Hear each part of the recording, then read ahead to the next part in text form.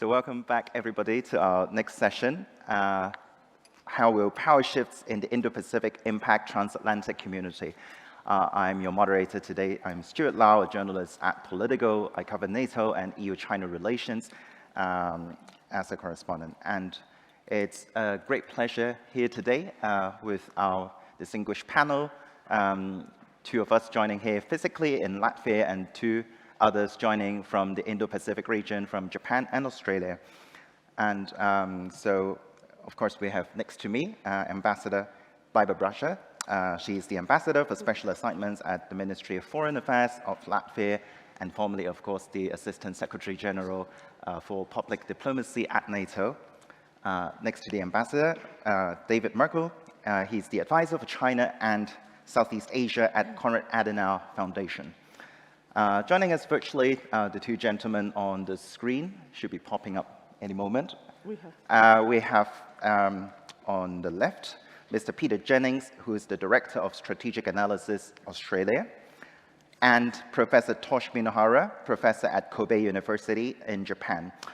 So it's an interesting time to talk about Indo-Pacific because obviously over the last 24 hours at this event, we've heard so much about Ukraine and Russia, which of course is a strategic focus for especially the Baltic region.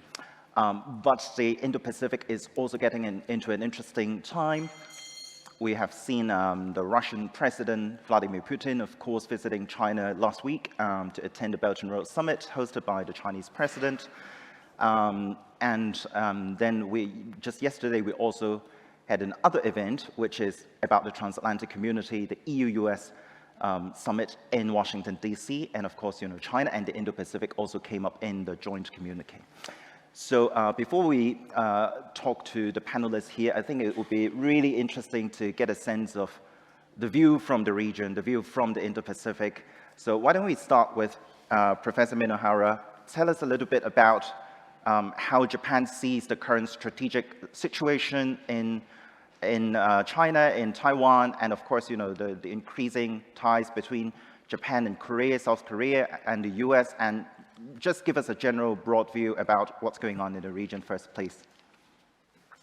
All right, thank you very much for the introduction and also the invitation to join this panel. And can you hear me all right? No problems?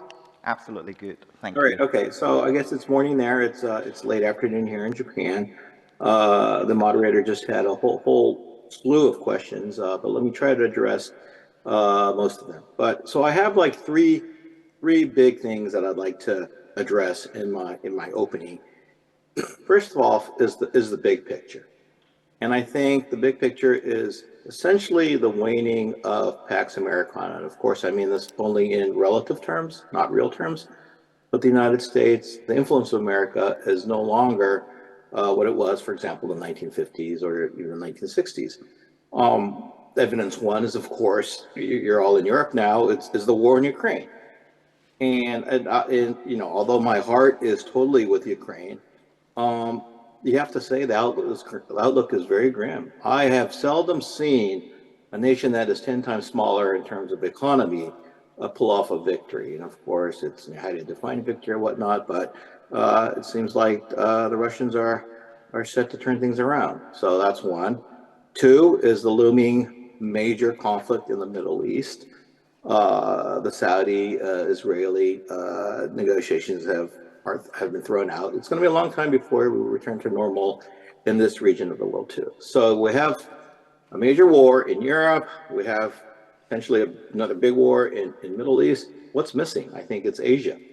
And what's going to happen here? And of course, China. You have North Koreans still developing their nuclear weapons, lobbing missiles, but it's obviously China is a key player. And I believe that China is now gauging the opportune time to take action. And I think it sees what's happening in the other parts of the world to its advantage. It not only distracts the United States, it actually involves the United States. And I think it's important to remember that China only wins by changing the status quo. In the past, there were people who thought that China would be a responsible stakeholder or that we can work with China, but China doesn't win by this current status quo. And I think at the recent, I think it's still going on, the Belt and Road Forum, I think Xi Jinping himself made it very clear that his intention is to create a new world order. So I believe we are starting to see the burdens of what I call a 21st century tripartite pact. And of course, the members are China, Russia, and Iran. And plus, you have other countries that share more value, that align their interests more with these three major powers. Chinese power grab of Taiwan is not a matter of if, but when and how. But I think before anything happens in Taiwan, I think something in South China Sea or the Senkaku is much more likely. I mean, Taiwan is the big prize, but I think the Chinese will try to change the status quo in other areas first. And despite all the economic problems that China is undergoing now, I think a economically weaker China is actually a more dangerous China. So that's number one. And number two, and what is Japan doing about this? Well, first of all, it's doubling its defense expenditures. Within the next 5 years. But you can't really make up for what you have not done for the past 60 years. So even if you see Japan change within the next 5 years, it's not going to be a drastic change. And I know this because I speak with current GSDF generals and admirals. They're like, it's just not enough. It's in many ways too little, too late. But of course, it's better to do something than just give up and throw in the towel.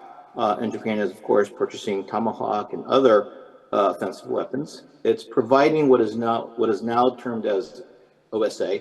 Remember the time when Japan, was very proud that it gave out official development assistance. Now this has been rebranded as official security assistance, OSA, and it is providing ships, expertise, radar equipment to particularly ASEAN countries that feel threatened by Chinese expansion. So this began Japan's action to counter what's happening in this region.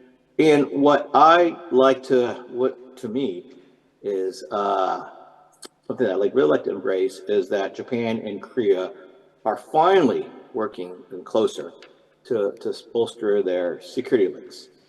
And I've always been an advocate for stronger Korea-Japan relations, which was very difficult to do until President Yoon came to power. But it finally seems like that these two countries can now really sit at the table and work together. And I think by working together, it's a real win for the region. And Japan is also, politicians are taking a more visible approach to Taiwan, but I think Japan's always cautious of pushing the envelope too far when it comes to Taiwan. I also need to address what is Japan not doing. Japan is not altering its so-called exclusive defense policy. This is senshibo in Japanese. So Japan's still major tenet is we are exclusively defense. And despite what's happening in the world, how can you still maintain this exclusive defense position? Two, Japan is not really taking any steps to revise this Article 9. Revising this will take lots of political capital. The current prime minister is unwilling to expend his capital in this way. Abe couldn't do it, it has to be a really, really strong leader to be able to do this. But this is the only way Japan can really change its security identity. And it also makes the JSDF a full-fledged military. So you have to understand, unlike many of your countries in the audience today, the Japanese military is a military by international law, but not a military by Japanese domestic law. So I think in times of, for example, major conflict or war, there's a lot of limits as to what the Japanese JSDF can do. Now, finally, this is my conclusion. I don't think I'll get much pushback when I say that we live in a world of uncertainty. And this uncertainty, of course, includes American domestic politics. We've seen what's taking place in the House. But it's not just elections next year. The hard right in American politics, people caution that it may swing the United States toward isolationism. They may no longer care about alliances. But you have to keep in mind that the hard right is very anti-China. The reason why they don't want to support Ukraine, they think it's a waste of money. And this is not just politicians. I've spoken to officers in the U.S. military, and they say to me, why we don't understand, or they don't understand why we're supporting Ukraine. And of course, I give them my reasons, and they're like, "Oh, I never realized that China and Russia are bound in this West." But anyways, um, it's that this anti-China sentiment of the hard right may push the United States to take a more aggressive posture towards China. And so one of the things that we shouldn't forget, those who are not in the United States, is that if a China-U.S. clash takes place, it's really not up to Japan or Europe. No, we really won't have that much input or say if this happens. So we can't control that. But what can we control is that we can prepare for this unfortunate contingency. And so what do I suggest? How Japan and Europe can work closer. And I've been saying this. I was at the NATO conference in Riga this spring, and I'm going to repeat myself, but it is that Japan and Europe need to work together to have more robust security links. And this is with NATO and also with the EU. There has to be more increased interoperability, and there has to be more joint military exercises. And I would also include development of weapons and also weapon-related systems such as radars. I mean, radars are expensive, takes a lot of time to develop. I think if this is an area that Japan can work together with its European partners.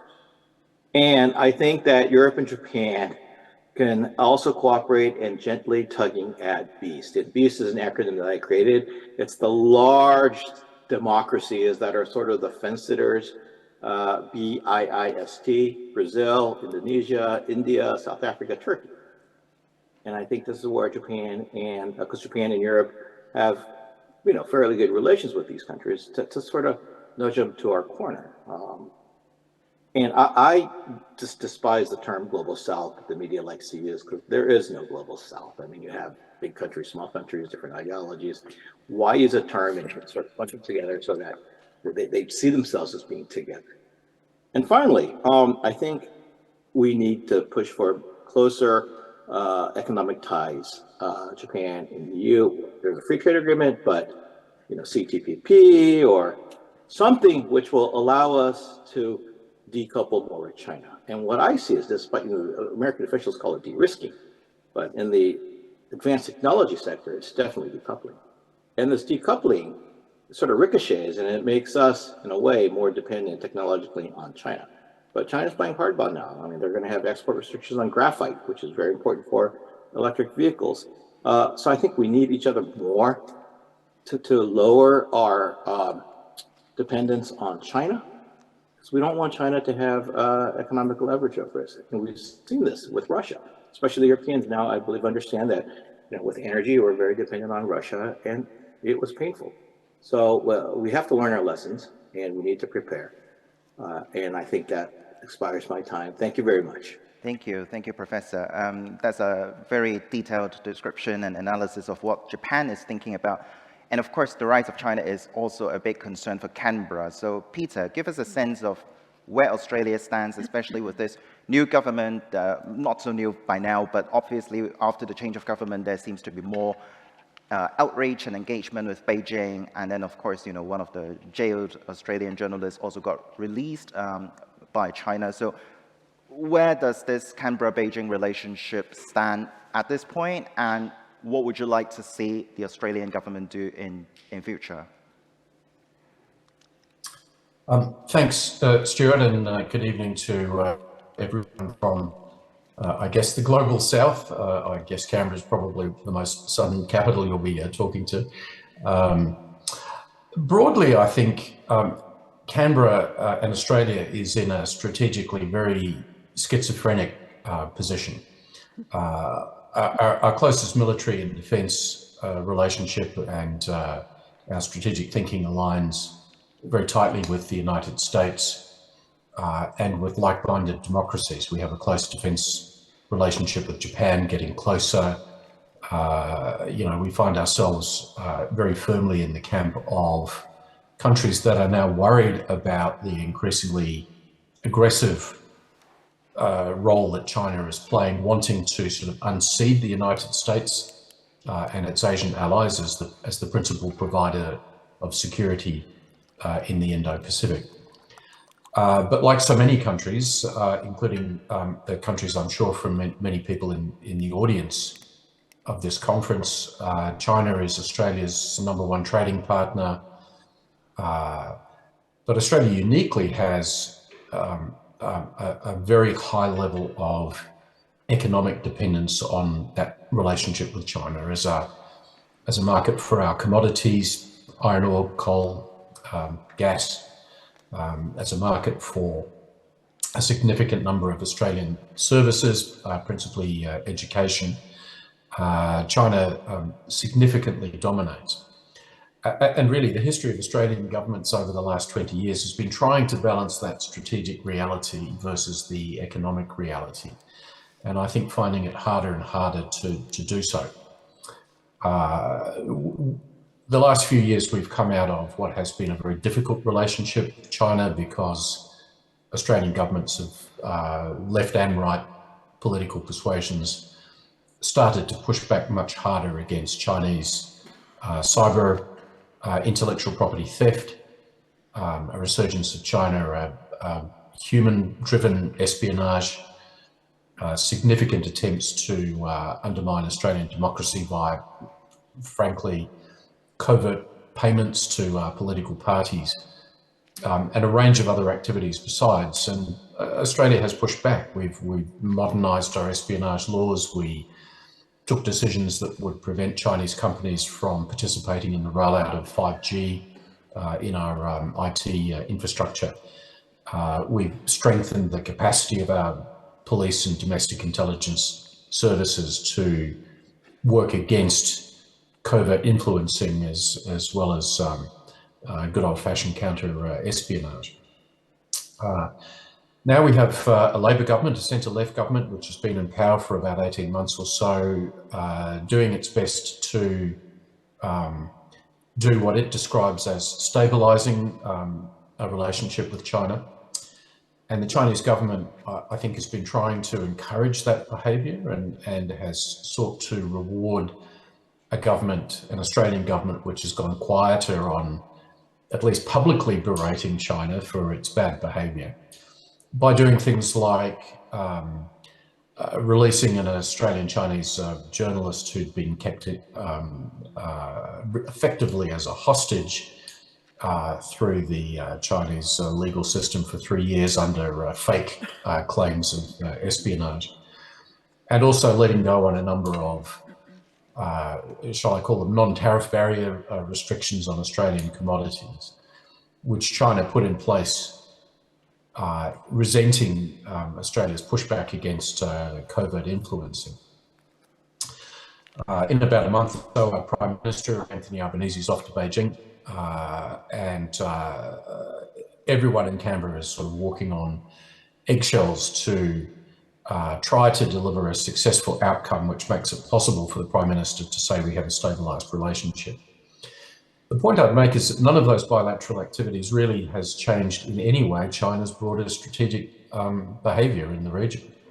Its attempts to undermine the independence of small governments in the Pacific, its dominance of the South China Sea, its attempt to produce a quiescent Southeast Asia that pays more attention to China's wishes than the wishes of other countries.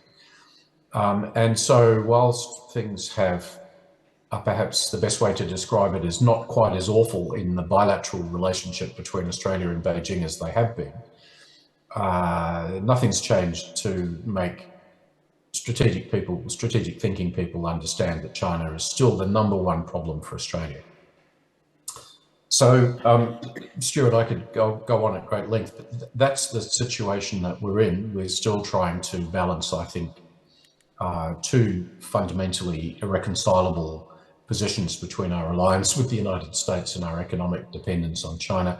I had hoped coming out of COVID that Australia would have learned some lessons from that we would have tried harder to diversify our markets. And to some extent, some companies are doing that, but there are other parts of the Australian economy only too willing to get back into a dependent relationship on China, and that is damaging for our political system. So That's where we're at. And before I go on too long about Australian matters, perhaps I'll hand back to you, Stuart, and look forward to the discussion.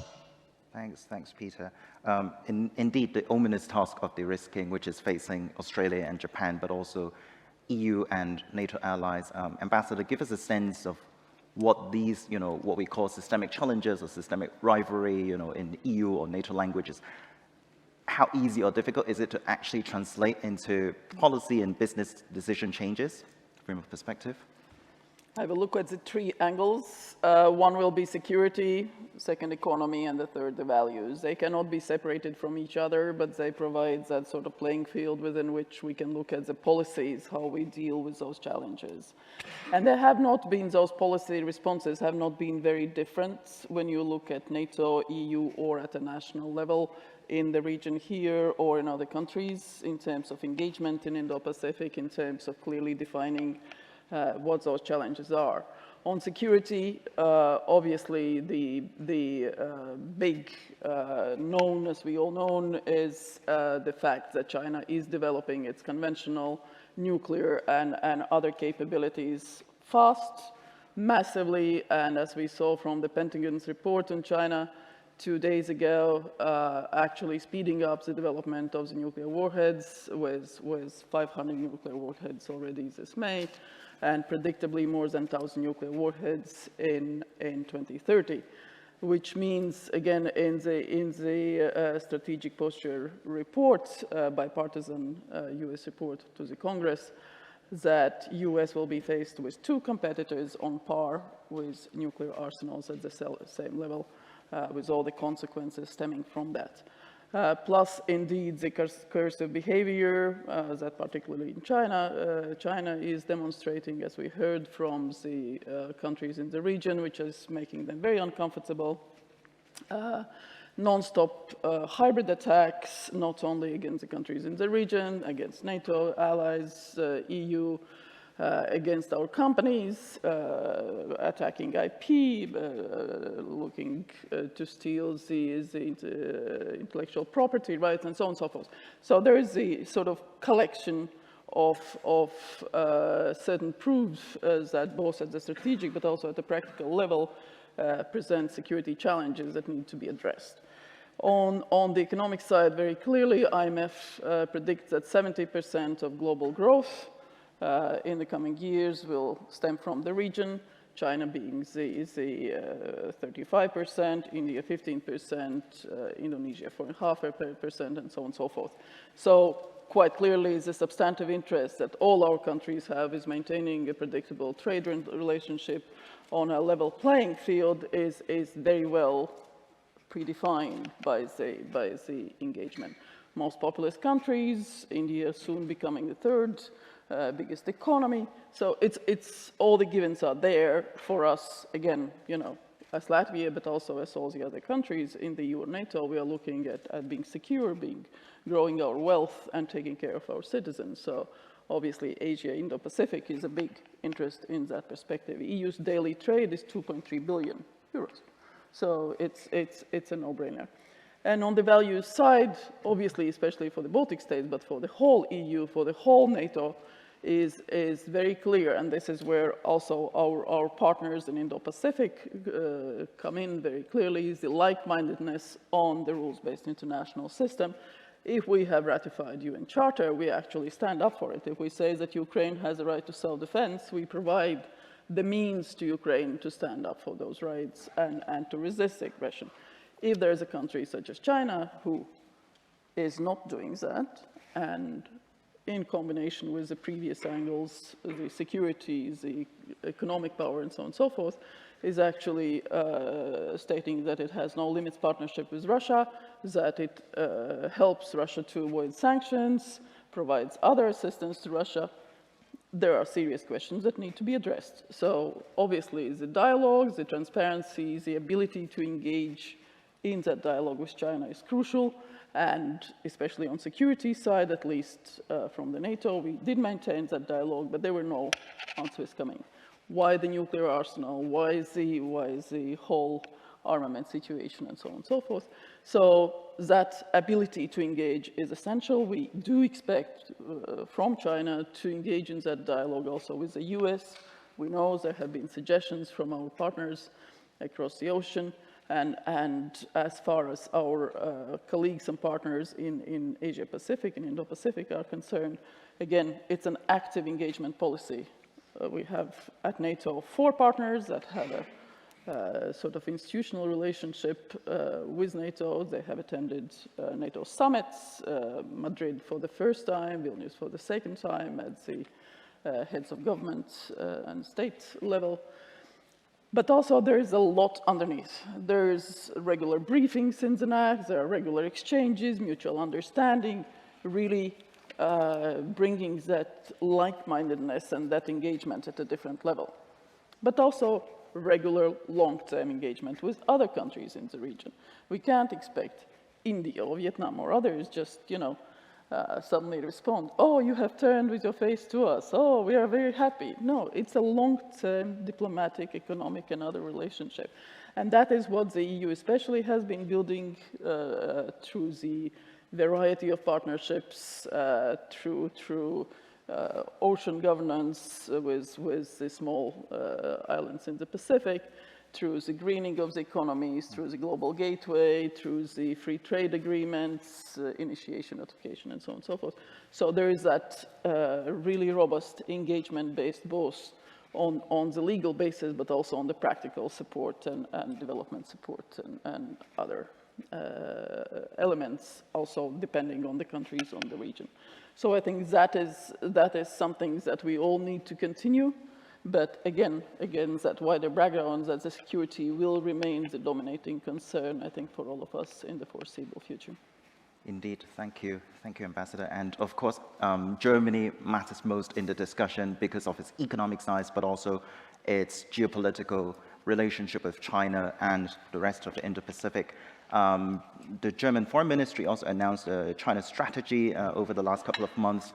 But then, whenever I ask German officials what their China policy is, the answer that I got usually is, it depends on who you ask in the government. And so David would be a very good source of inspiration for us about what's going on in Berlin and, how this China strategy is taking shape.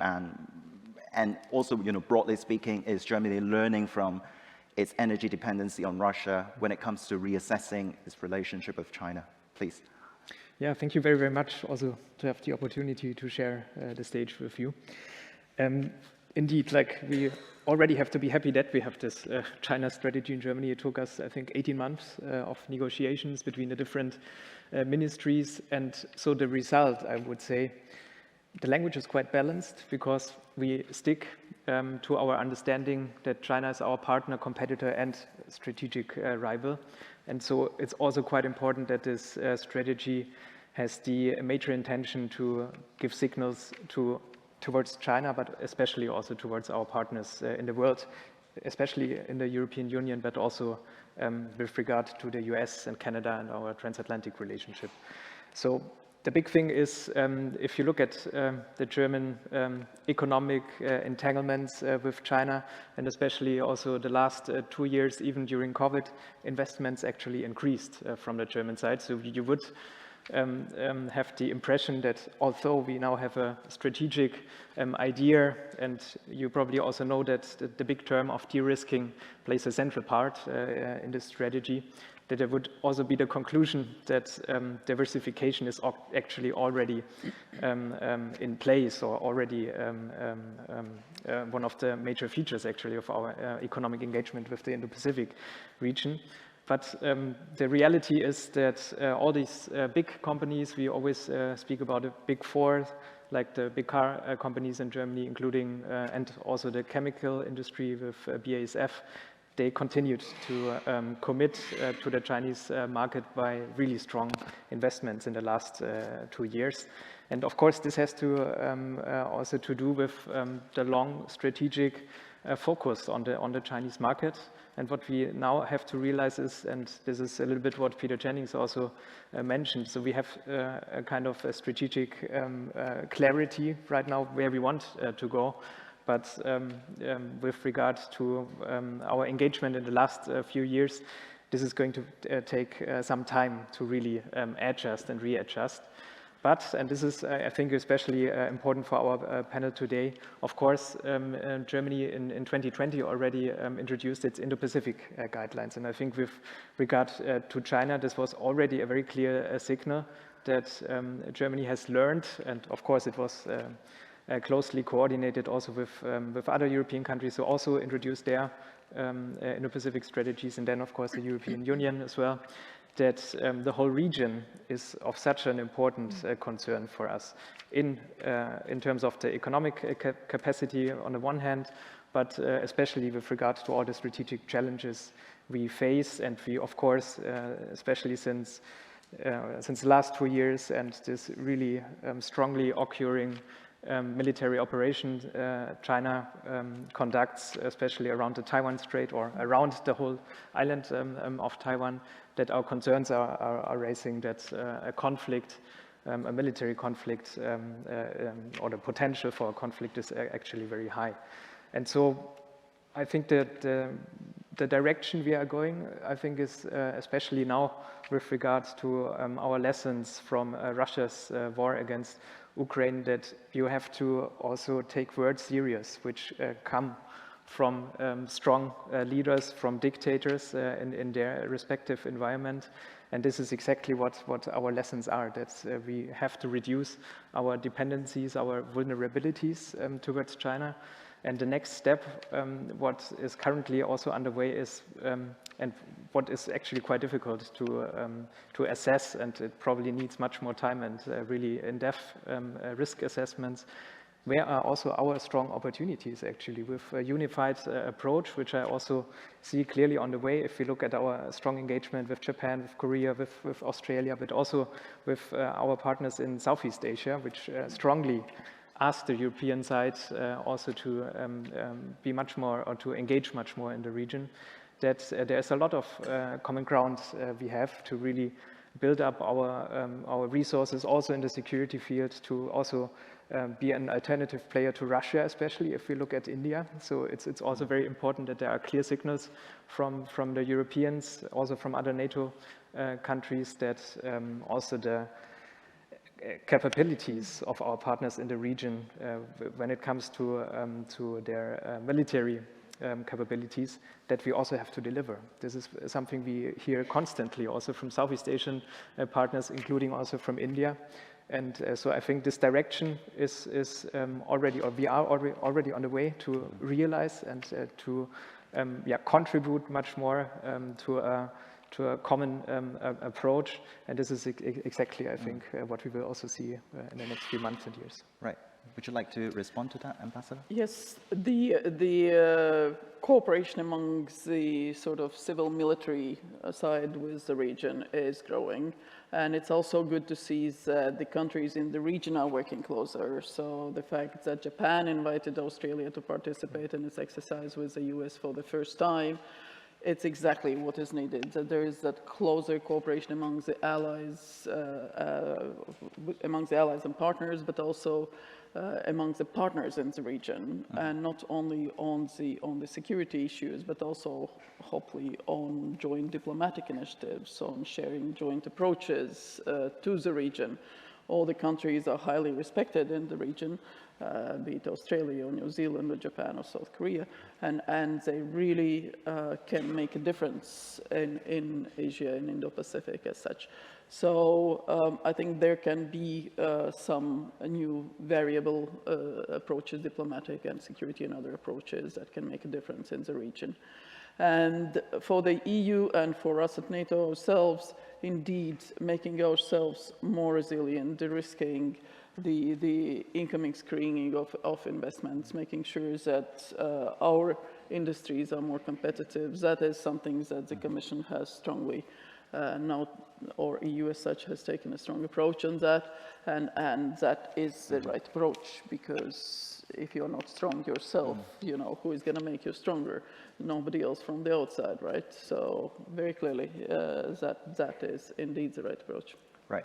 Before we turn to the audience, and I'm actually curious about the two gentlemen in the Indo-Pacific, and maybe you can tell us a bit about the domestic attitude to the Ukraine, the ongoing Ukraine discussion? I mean, obviously, I think the Japanese and Ukrainian defense ministers had a chat yesterday or the day before talking about what Japan could deliver in terms of further commitments to the security of Ukraine. Obviously, given, under consideration of, Japan's constitutional constraints about what actually can be done. But I think, a very similar discussion also taking place in Australia. Professor, what's your take on Japan's relationship with Ukraine in that regard? It's a very important question. Well, I'm going to be very frank with you. I mean, Ukraine has pretty much disappeared from the news. I mean, it's all about what's happening in the Middle East now. I read other major international news sources, and Ukraine is no longer as prominent. And so I can understand why Zelensky is sweating heavily, because he's afraid that people are going to forget. I was in the United States last month, spoke to a lot of people, not experts, just ordinary people living in rural towns. I mean, they don't care about Ukraine anymore. They don't understand why the United States is sending all of those munitions and weapons and cash and whatnot. So, I mean, when we experts come together, we have certain common understanding, but I don't think we necessarily represent the majority, of ordinary people living in, for example, the United States or Japan. So to me, it's very, very worrisome. In Japan, I think, and personally, do a heck of a lot more in supporting Ukraine. And I think what's lacking is the idea that Ukraine is fighting our war. Right now, I don't think this war is seen as Japan's war by most people. Now, listening to all the discussions of my fellow panelists, I think we're all on the same page. But, to make this more interesting, I think we need to understand that COVID came suddenly, war in Ukraine was a surprise to many, if not all. What happened in the Middle East just now, that was a surprise. I mean, Lincoln, just 8 days before the terrorist act, said, we have not seen the Middle East so calm, and boom, it just blew up. So should we learn from this? Usually 3 strikes, you're out, and we already had 3 strikes. So why are we making the assumption that all of a sudden that we can take our time, we can deliberate about how to deal with China? I attend all these conferences. We all talk about what we need to do and how we need to sort of reduce our dependency, and it's just talk, and as though if time is unlimited. So I want to instill a sense of urgency. Do we really have that much time? If something happens, it could come suddenly. We'll be all caught flat-footed. And second is, what is lacking from this debate, and perhaps we can, when we open up to the floor, we can include this, is that when we discuss what we need to do, we don't really discuss things from China's perspective. And we did this during the Cold War. We thought about what drives the Soviet Union. What are their aims? What are their goals? And we have to do this more with China. The sources of Chinese conduct, what are their aims, what are their goals? And if we look at that gives us a better way to prepare. And so I think I'd like to throw that into the debate. So right, thank you. And what's your take from Australia, Peter? Oh, it's pretty much a version of what Tosh said, actually. Although I think if you spoke to the average Australian in the street, if you could find one, they would be pretty sympathetic towards Ukraine. A real problem has been our support, which has been pretty good, including lethal assistance and armoured vehicles and those sorts of things. It's starting to take off. And I think the bureaucracy has moved on. What support has been provided has largely come because political leaders have said we must do this. But for example, in the last round of military equipment that we provided, our government said to the Defence Department, you're going to pay for this. And what do you expect? The Defence Department, all of a sudden it became really hard to find ways to send more armoured vehicles to Ukraine. So we are institutionally forgetting a really important principle, is that the democracies need to hang together if they're not going to hang separately. And we have a foreign affairs establishment that's determined to say, oh no, we're only focused on the Asia Pacific region or the Indo Pacific region, and Europe is a long way away. So I fear that with time, Australia's support is not as energetic and as lively as it was when we started, and we really should try and improve on that. Thanks, Peter. We have just under 20 minutes for a few questions, so please, gentlemen. Thank you. Good morning. Julian Lindley-French. I have a question for Barbara and David primarily, but I'd like Tosh and Peter's response to this. The mantra here in Europe is that we are both an economic partner of China and a systemic competitor. And that sounds to me like European sophistry, a non-policy. Is it sustainable to be both an economic partner and systemic competitor? Great. Anyone else? Yes. Maybe we can collect another question here first.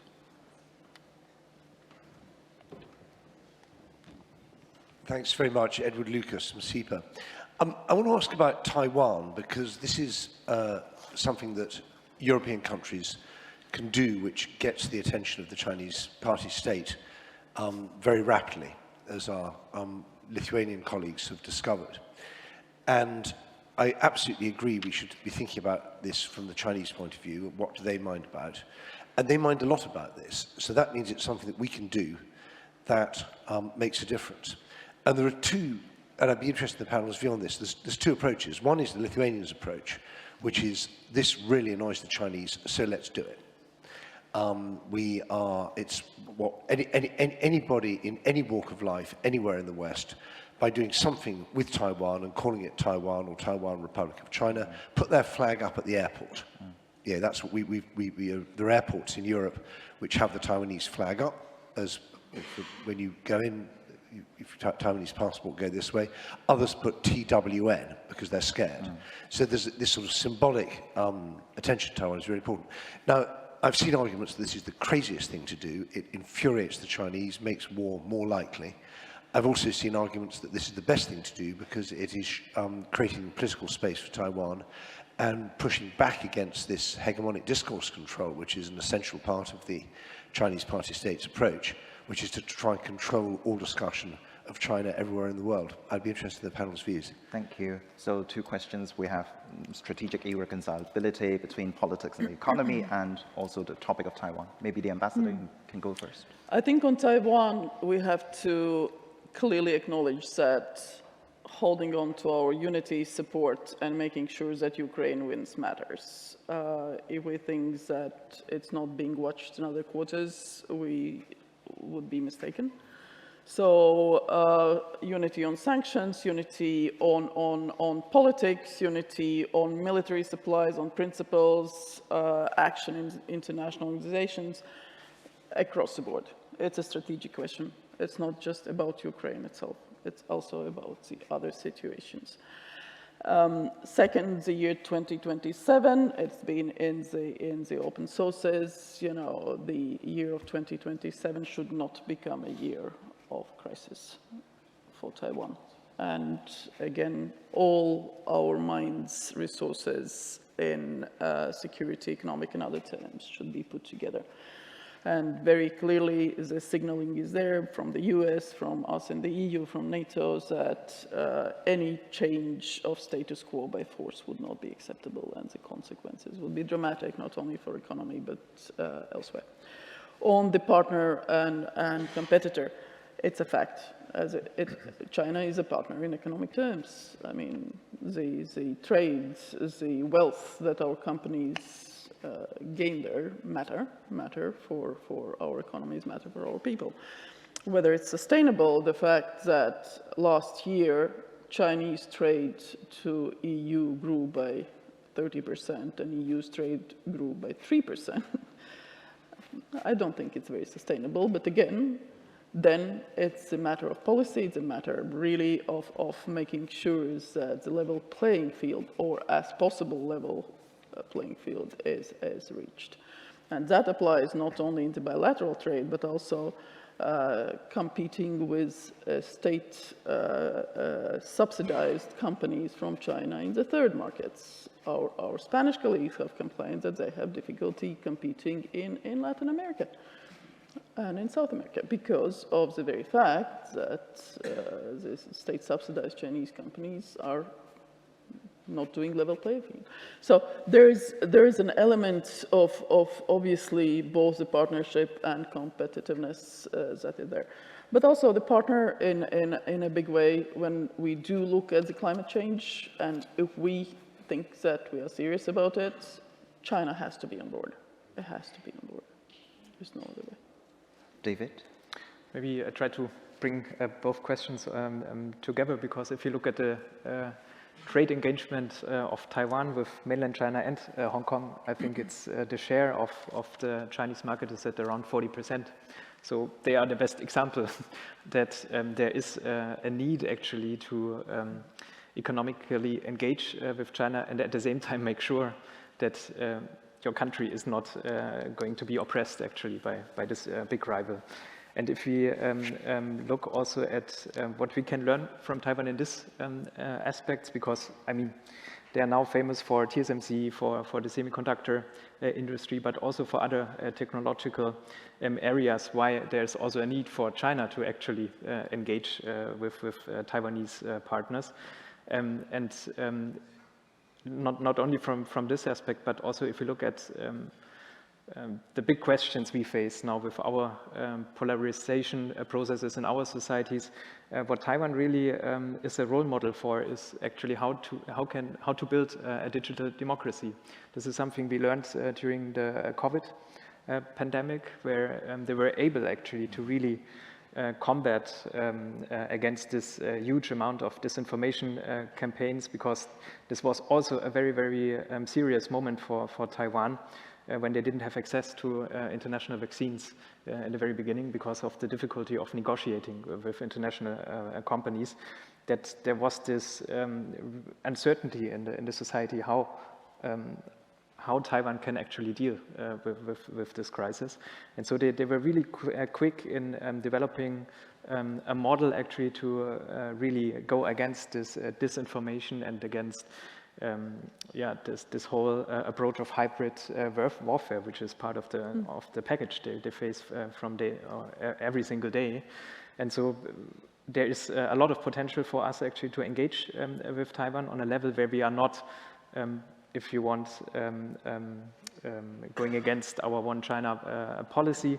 And this is what we really have, or actually what we in Germany also learned from the Baltic states and from other countries. If you speak to partners in the Czech Republic, even in Romania, so many countries have found a way actually to very creatively also work with Taiwanese partners, and I think this is the way to go. Yeah, and for Australia, how does it see Europe's approach to China, Peter? Well, I think you can see Australia as being a sort of a test case of how it is absolutely 100% impossible to sustain for any period of time the idea of balancing economic partnership and systemic competition with China. And that's because, you know, the first 10 years of Xi Jinping's rule has really been a long story about China trying to position itself, not simply for strategic domination in the Indo-Pacific, but globally. And the extent to which a country builds an economic relationship with China, the risk is that China will use that economic relationship as a lever to extract political concessions from your behavior. And I mean, I think Europe's seen enough examples of that to understand the basic truth of what I'm saying here. So my message from Australia is don't think that distance is going to save you from that, because that's still the Chinese approach. Except now I think we are going to be dealing in the remainder of Xi Jinping's time as leader with the consequence of a China which has discovered that it's not going to achieve this sort of moonshot aim of becoming the global superpower. And in fact, there is a closing window of opportunity on China's chance to sort of grab regional domination, which makes our time even riskier. And of course, Taiwan is the center of that conversation. I think, you know, one of the things we all need to think about much harder here is what does practical deterrence look like around Taiwan to stop that card being played by Xi Jinping sometime in the middle of this decade. You know, we saw deterrence fail in Ukraine. when, you know, the collective wisdom of our intelligence establishments was telling us this wouldn't happen.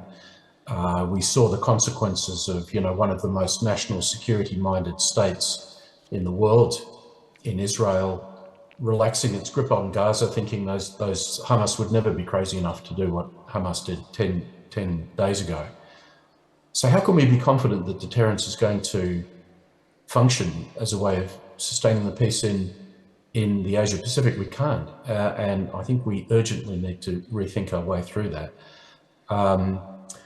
Finally, can I just quickly say on Lithuania, I wish we had 50 Lithuanians, or I wish we had a Lithuania that was 50 times bigger than it currently is, because its approach has been absolutely brilliant, particularly on its connections with Taiwan, refusing to be told by Japan how to manage its relationship with a democracy of 23 million people.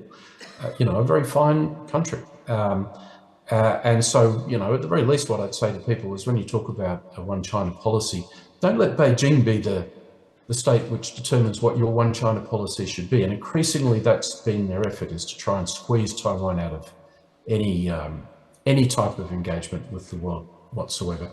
I think Lithuania's approach has been, you know, morally correct, intellectually courageous, strategically right, and I admire them enormously.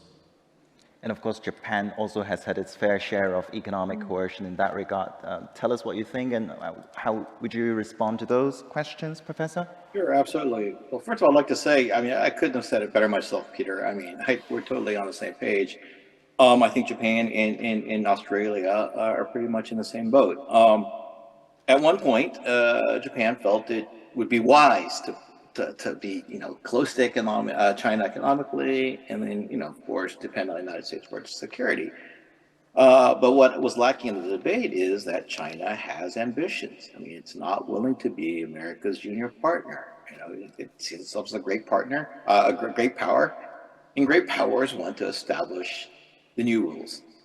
And so, like somebody said, it's definitely not sustainable. It's perhaps possible with a country that doesn't see itself as a great power and doesn't have these tremendous ambitions, but we're dealing with China. We're dealing with Xi Jinping, who wants to surpass Mao.